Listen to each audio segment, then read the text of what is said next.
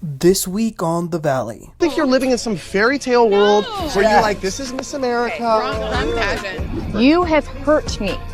What you did last summer, me. Brittany, I need your help. Of course. That's all I want.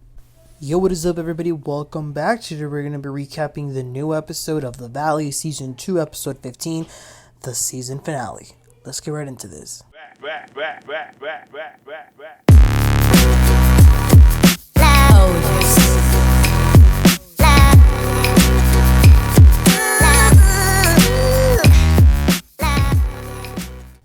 Okay, so I mean, it's been a hell of a season, just drama and drama and drama. This has been reality TV in all the sense of the word. It's been a good season. I feel like 15 episodes was a pretty good amount of episodes, I will say. We're going to get a 3-part reunion after this. But let's get right into it, you guys. So the first scene is at Lala's house. She just gave birth, and some of the ladies go to see her, see the baby. It's a baby girl. They're all in awe. Some of them even have baby fever. Michelle specifically says she would love to have babies with Aaron. I don't really like Lala. I don't necessarily dislike her either. She's just like, whatever. But, you know, I am happy for her. Having a baby, that's nice. Good for her. This is her second child, I believe. So Brittany says that, you know, it's just disaster after disaster when it comes to Jax. She says that she rang him a new one by saying that he needed to pay for half of Cruz's doctor bills and things like that. He got all mad. He said he was going to get alimony. Brittany says that she is also not going to be letting Cruz go into his condo anytime soon because it's a nasty place. He's got women in and out of there. Eventually, if she ever lets Cruz be there, there's going to have to be like drug testing, checks, and everything. Lala then asks if they all had fun in Hawaii. Brittany says, I did. I don't think Janet did. They don't like you at all, Janet. And Janet's like, oh, it's fine. I don't like them either. And then Lala says, well, what happened? So Janet says, well, Kristen, you know, she called me a fan. She called me a whore. She threatened to beat me up. And believe me, there's nothing more that I would like than for her to beat me up so she can go to jail and they can take away her engagement ring. Of course, there's nothing else you would want more than that, Janet, because you are a hateful and nasty and rude person, and you are the personification of a Karen. Okay, moving along, we go to Jax's condo. Luke, Jesse, and Jason go over. By the way, Jason came over with beer, and I gotta say, this quacky Jason has been a huge enabler of Jax's, but he draws the line at Danny. I can't. Anyway, Jax shows them his place. I said last week, it's a very nice place. He says there's a room for Cruz. He's showing them around. It's pretty big for just one person, and it's got like a really nice rooftop. I wonder how much rent is a month, because can he even afford it? Anyway, Jax tells them that Brittany is hot and cold with him. He also says that he would consider getting a universal cam so Brittany would feel more comfortable for Cruz to be there. Jesse then asks Jax, where's Danny, by the way? And Jax is like, who? Oh, him. Well, there's alcohol here. He's throwing all sorts of low shade. Luke is like, what's your beef with him? So Jax then goes on this tirade saying, Danny gets wasted in my bar. He's two-faced. I've had to call Nia because Danny's been too drunk to go home. And Danny wants to give me advice when he's over here feeling on girls. And of course, this is like music to Jason's ears. The hard-on that Jason has for Danny is weird. I don't get it. Luke says that he's noticed that Danny hasn't been drinking. He's been trying to put the work in. And then Jax says, I don't believe that. I can have my own opinion, but I don't believe that at all. Jax actually hasn't invited him to other events when it's just like the guys, because he says that Danny needs to correct his errors and take accountability. I mean, the irony that a 46-year-old cocaine addict, drunk, deadbeat husband who's an uneducated mess, for him to be saying that about Danny, I mean, I just can't believe this. I mean, Jax, you wish you could be an inch of what Danny is. He has a wife that loves him, and he loves her, and he's a good father and has a stable household. Something you've never had and probably never will because of the way you act. And I am so happy that this man isn't coming back next season. Okay, so then we see Michelle go over to Jesse's house.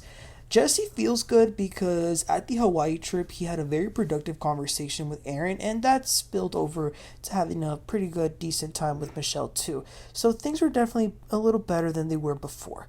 Michelle says that she feels all right. She's glad that Jesse and Aaron were able to talk, and that's been settled. She says to Jesse, I've always wanted to be friends with you. I want us to be cool, but I can't trust you if you're going to be calling me names and then you're going to apologize pretending like it never happened. And Jesse says, listen, I think we were just at a point where we both wanted to win and I'm just tired of it. And then he gets emotional. He says to her, the divorce isn't your fault. Like, it's our fault. And I take accountability for everything that I did or didn't do in our relationship. Michelle was surprised that he said this. She thanks him for saying that. They even hug it out. This was good. I mean, they can't fight forever, so just try and work it out because it's exhausting to be fighting. And I've got to say, I am really proud of the growth Jesse's had this season. He's a completely different person than he was last season. She also then invites him to a Zen party that she's throwing, and they're even able to joke about like what outfit he's going to use. So that's a good sign. We then head over to Brittany's house. She's made a few tweaks now that Jax is out. Kristen comes over and she talks to Brittany about the last time her and Luke went to the fertility doctor. She hated the fact that after that all the emails and messages that she was getting from the doctor mentioned the word infertile and how like certain hormones and things like that weren't covered for quote unquote infertility or infertile women. She was devastated because yes, technically, medically, they do use the word infertile when a woman has been trying for a year and hasn't been able to get pregnant. But even just the word itself, like it's so strong, and I can't imagine the pain of what Kristen and a lot of women go through and have felt. Brittany tells her, don't be scared if you have to do the IUI or the IVF. But it also hurts even more for Kristen because of the fact that they had gotten pregnant, but she miscarried. But the good news is that she did have a baby in present time, so it all worked out. We see a scene with Zach and Benji. Benji's been here for 3 weeks now. I do think it's crazy that Benji was married, but he is in the process of getting a divorce. He says that he didn't want to get a divorce. He loved the husband, but it was the husband that wanted to. I was like, dang, don't say that to Zach. But he's over the husband, he says. Zach tells him that he got Botox in his scrotum. Whatever that means. He also mentions that at Michelle's party, it's going to be the first time that he sees Janet since Hawaii. Right now, though, his main concern is with Brittany, who isn't being the friend that he needs, so he's definitely going to address this. Okay, so then it is the day of Michelle's party. We see everybody getting ready, and then we see them head out. For Michelle, this is a very special party because she's doing it at a place where her mother used to take her as a child. I really liked the location. It was very pretty, and the people looked nice. Michelle thanks them all for coming once they've all arrived. She says that she loves crystals, so she brought some for all of them, personalized with a note, so they all go around opening them one by one, and they read the little note that Michelle wrote them, and they were all really nice. They had really nice little messages for them. Some of them even got emotional. So then everyone's sort of just hanging out. Jax pulls Brittany to talk to her. He says, I had the guys over at my place, and I told them about a universal camera so you could see what Cruz is doing. I hate when Jax tries to act like he's a good guy because it's so like phony. Like, we know who you are. But anyway, Brittany then says to him, that's a great idea. When we get there, maybe that's a possibility that we could do. He then says that this whole divorce threw him off because he had just gotten off rehab, as if rehab even changed his ass. She says, listen, I met with the lawyer and I just wanted to talk about my options. And when I saw the messages you were sending me at the time, I realized that I had to do it because if I had seen you prior to that, I probably would have never been able to, actually do it. Jax says, well, yeah, but, you go off on me, but then you literally call me later showing me, like, what you're doing in the house. And she says, yeah, I'm doing that because you've gaslighted me, acting like I'm not able to take care of the house, so I'm showing you that I can. Jax says, well, I'm talking about the finances, and soon enough you'll realize that. Brittany says that the issues that they've had with the finances are because of him. So they're going back and forth and back. I'm so over both of them. He's so petty. He's embarrassing. He wants to fight about every little detail. She then asks him when is he going to sign the divorce papers, and he says until a lawyer reviews it when I want. She calls him a narcissist, so then he gets up and leaves. It was pretty funny though. Brittany says that like all she sees now that her blinders are off, she just sees a greasy man-child. Okay, so Jason and Janet kept kissing throughout the party, which we've never really ever seen them be like that. So like, what the hell y'all trying to prove? Janet makes her way to Nia, acting like a fake-ass hypocrite, saying, you know, Nia, if you want to talk, I'm here. She says that, I'm sorry, but time heals everything. And you see, this would work, Janet, if you hadn't already done this and had this exact conversation with her and then doubled down and brought up that BS again. So had you not done that, maybe we could believe you, but because you've given a fake-ass apology and continued your nasty ways, we can't take it. So Nia is a classy queen, so she says, I just need space. Which she really doesn't need space. She's just done with her. So good for her. Kristen and Luke check on Jesse, and he breaks down a little because of what he said last week, which is basically that he's at rock bottom with the divorce and the financial issues. He says that it's a lot, and I'm sure he'll be fine, but it definitely looks like it's taking a toll on him. Luke and Kristen, they're there, they comfort him, and they even say, take your daughter over to our place. We need to practice taking care of children anyway. But yeah, a year definitely makes a big difference. So everybody's having a good time. Danny's drinking water. Jax is somewhere with Jason and Aaron talking so much crap about Danny. He even compares Danny to Jeffrey Dahmer and to Ted Bundy. These are individuals that actually killed people in very violent ways, chopped them up, ate That's not even funny. For Jax to even say that, I don't know if he was trying to be funny or whatnot, but it's actually disgusting. So Jax eventually makes his way to Danny, acting like he owns the damn place. And he says to Danny, what's up? You tell me, what's going on? And Danny's like, I'm doing good, crazy summer. I heard you had a couple of get-togethers that I wasn't invited. And I definitely think you didn't invite me on purpose, but I heard that you were going around saying, oh, well, who cares that I didn't invite him? I was probably getting drunk somewhere.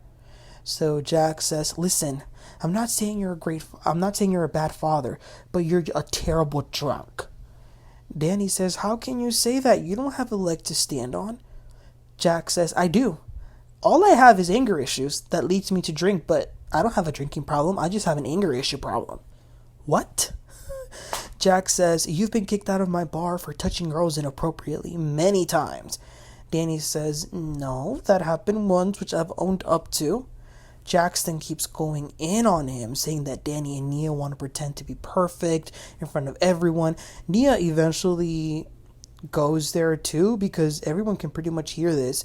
So Jax says to Nia, I've called you many times because your husband he needed to be picked up by you because he was so drunk. Nia's like, yeah, and I remember I've almost hit you because you've been stumbling in the middle of the street. Jax then starts to go in on her, saying, you think you're so perfect that you live in a fairy tale land because you're Miss America. Nia's like, wrong pageant. Kristen had to interject and get in the middle because Jax is out of control. I don't know if he did cocaine before this party, because he was acting psychotic. They had to take him away. He was just unraveling and he was becoming unhinged, just going off on Danny and Nia. It was kind of creepy. Danny then says he's a narcissist. And he's the one that sleeps with his staff, and everybody knows it. Then, this made me mad again. Nia reprimanded Danny for saying this. She's like, this is on camera, Daniel. Nia, I love you and I love Danny, but you need to stop doing this. These losers have been coming after both of you all summer. You gotta stop with trying to control Danny not to react. He has to react at some point. The crazy part is that Kristen is fighting with Jax. Michelle is fighting with Jesse because he hasn't asked her how her mom is doing. Sheena is fighting with Zach. It's a mess. So the reason Sheena went up to Zach was because Sheena says to him, like, why are y'all going around saying that I invited Jenna around? And Kristen's like, no one's saying that. We've been saying it's been someone else. So Michelle asks them, who is it? Who is behind Jenna being brought around the group? So Zach says, Janet. He then tries to talk to Janet, but Janet walks away. They try to bring her back. Kristen says to Zach, I'll take care of it. You go over there. So then Zach goes to Brittany and says, Brittany, if you ever have her back again, I am over this. I'm trying to have a conversation and she's walking away because she doesn't want to hear what she's done. Are you under the same spell that you were with Jax? Because she's the same as him. So back over there, Michelle is trying to get Kristen and Janet to talk. She says to Kristen, can you just apologize for calling her a whore? And Kristen says, if that's all I said, that's all she's mad about. I mean, I've said worse. Janet kept running away, though, hiding behind Jason. Kristen's like, okay, Janet, okay, let's just talk. We used to be best friends. You know that when I'm mad, I just say things that I don't mean. Like, obviously, you're not a whore. Janet says, well, are you going to apologize for calling me a whore and say that you're going to beat my ass? And Kristen's like, okay, like, I didn't actually mean it. And then Jason is starting to get involved. And he says, Kristen, if I called you a whore and said I was going to beat you up, how would you feel? First of all, Jason, that is a false freaking equivalency. What does you as a man saying that to Kristen have to do with her saying it to Janet, who's a woman? These are girls. Why are you getting into it in this manner? Listen, in the words of Vicky Gumbelson, get them off my show. I can't stand either of them. They're just weird. Anyway, Janet says to Kristen, you hurt me. So Kristen says, and what you did to me last summer hurt me too. Janet says, well, you took my words and twisted them last summer. So then Kristen's like, then why were you trying so hard to be my friend again this summer? But then that's when Jason is starting to get a little bit too activated and kind of getting up in almost into Kristen's face. Jasmine had to tell him to stop because he was getting very riled up. And I just kept thinking of Nene saying, we happen to like Peter a whole lot better than Patricia. Which in this case we don't even like Jason as much as in this case we don't like Jason, and we don't like Jasona either. So Jason and Janet leave the party, and as they're leaving, Zach yells, bye, bye. But then they come back, and Jason was very pumped up. He was like, what, you said something? I didn't even say hi. What are you trying to say? And then Janet has to actually, remove both of them. She's like, let's go. And then Jason tells Benji, your boyfriend's eyes are in a different direction. Watch your boyfriend. When Janet and Jason leave, Zach is making faces, and then Brittany is saying to him, don't do that. And Zach he was a mess. He was threatening to hit Brock, and he says, I need your support, Brittany. I need your help. That's all I want. But you don't care. You know what this bitch has done to me. And then he goes to cry with Benji. He was yelling at Benji too, but he was just very hurt. And I actually felt very bad for Zach because I think he's such a good friend, and I think he doesn't feel it back from Brittany. But that was the end of the episode. This was a pretty good finale, but it definitely had my blood boiling because who the hell does Jax think he is to be talking to Nia and Danny like this?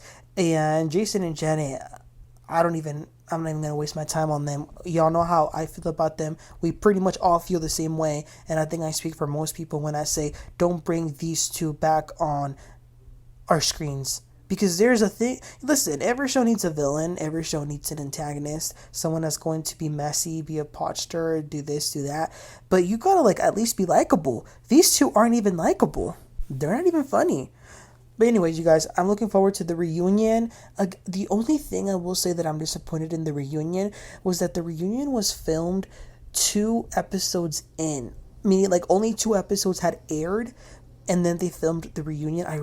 I'm not sure why they did that. I really would have loved for them to have waited, because I feel like what makes a reunion super special or really anticipated is that the cast and us as viewers have pretty much watched the entire season by then. And when you have us seen all these episodes and the context, and you've got the social media aspect to it, it just, I don't know, it makes it much anticipated. It's like the energy just feels more, I don't know. I just wish they would have waited, but hopefully it's good. But you guys, let me know what your thoughts were about this finale. Please don't forget to like and subscribe, and I'll catch y'all next time. Y'all have a great one. Bye.